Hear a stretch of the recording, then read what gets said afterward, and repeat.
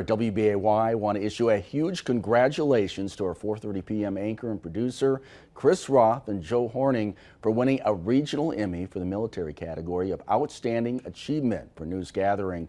Earlier this year, Action 2 News aired a half-hour special titled Return to Normandy, sharing stories of local heroes who fought in World War II, commemorating the 80th anniversary of D-Day.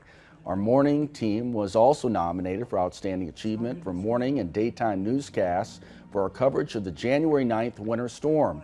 WBAY is the only television station here in northeastern Wisconsin nominated for a regional Emmy in the last 2 years.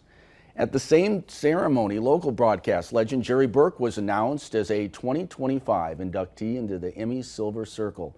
Burke spent over 3 decades at WBAY TV and in that time developed a reputation as one of the best in the field.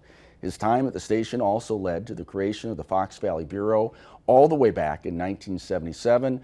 Burke retired back in 2007, but is still considered the face of Fox Valley News for thousands. Congratulations to Jerry and everyone involved in this year's award season.